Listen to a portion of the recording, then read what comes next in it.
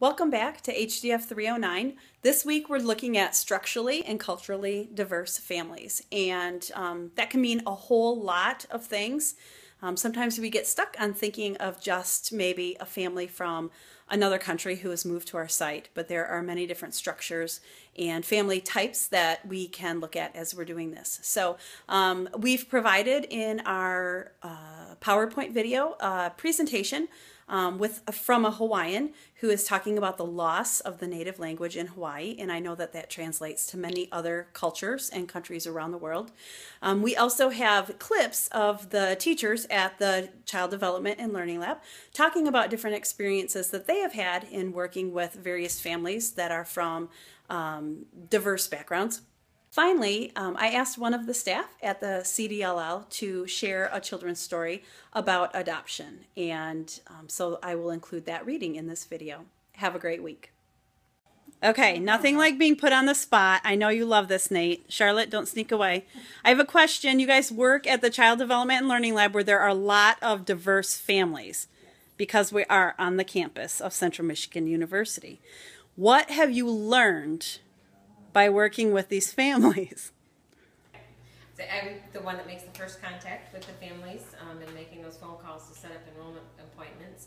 And with the language barriers and with the different spellings of the names, it's sometimes difficult to know their names and how to pronounce them. But through the years, I've learned to just not, they're used to it. The families are used to it, and to just ask them politely how to pronounce the names. Sometimes they'll have a different name that's not on paper that they would like to be called. They come up with an American name rather than their given name.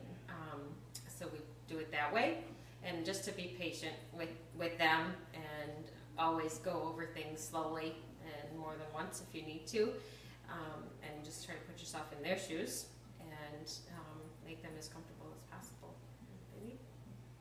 Okay, so two different families, both from actually the same parts of Nigeria, as a matter of fact.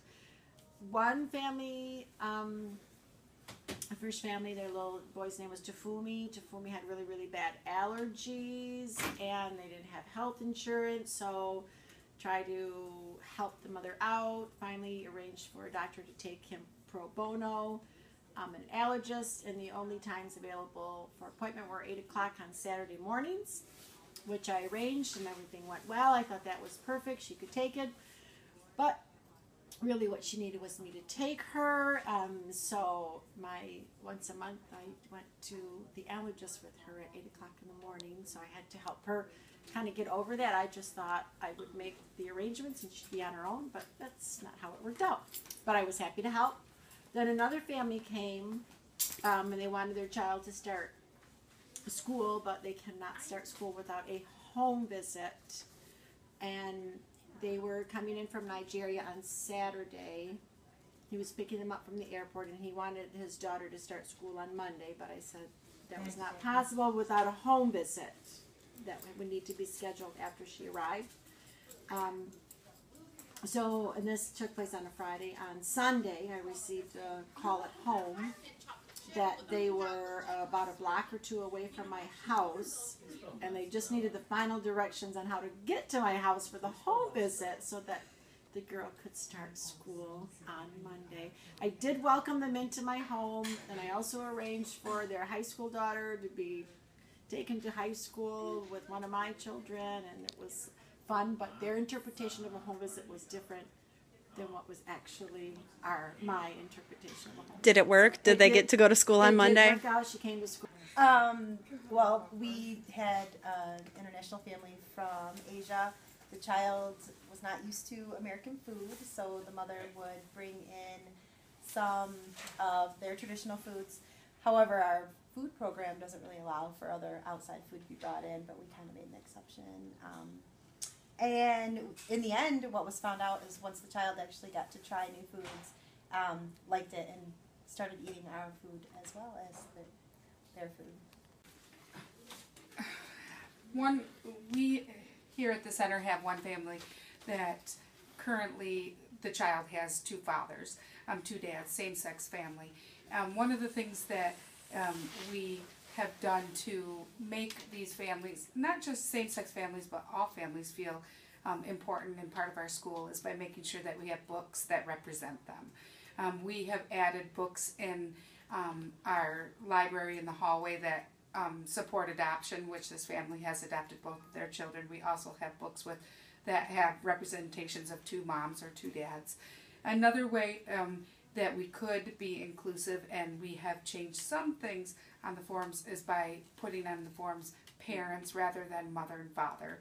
There are some forms we can't do that to because they are legal documentation, but other forms we could add that on there so that they felt that they were represented and that they were accepted here at our school. So we had some Arabic children that English was their second language, and they were pretty shy, and it was tough to get them to open up. And one time I used Google Translate, and we were looking at different pictures, and they would tell me what the picture was. If it was a boat, they would tell me how to say it in Arabic, and I would put it in Google Translate and see how closely it related, and they just really enjoyed that because it was kind of bringing their language into their school, something they were more familiar with, and they just had a good time with that.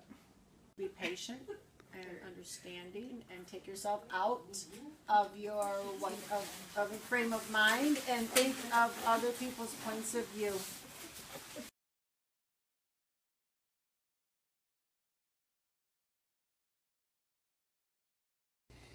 I Love You Like Crazy Cakes by Rose Lewis. Once upon a time in China, there was a baby girl who lived in a big room with lots of other babies. The girls shared cribs with one another and became great friends. The girls had nannies to take care of them, but each of them was missing something: a mother.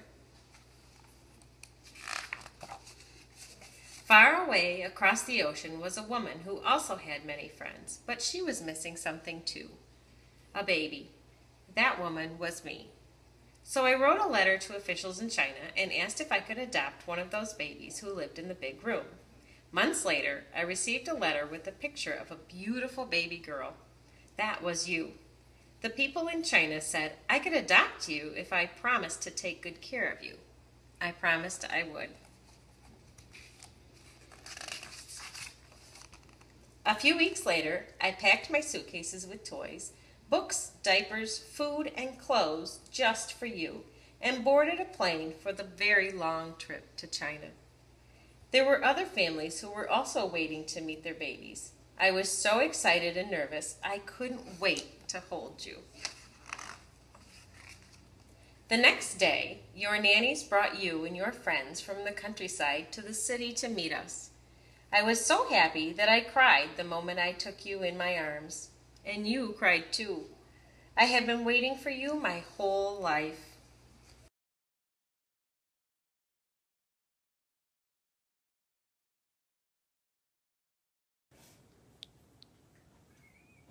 Excuse me. Are you using this for something? Yes. Katarina, because we did a whole interview.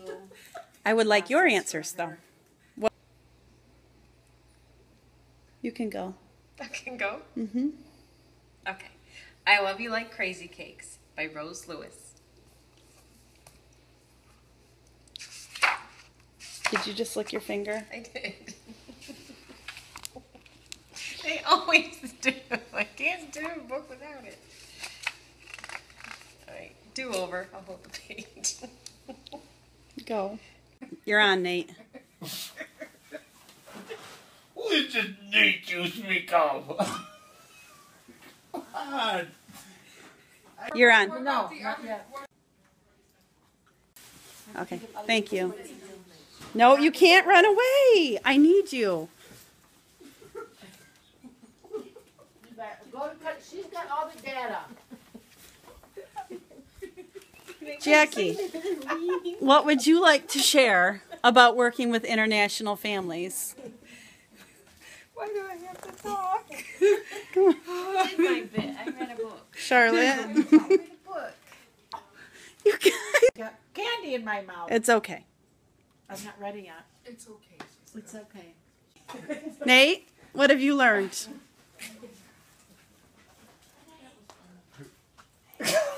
I know you're Okay, Nate, take 3.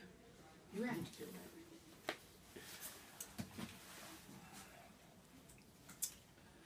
it. So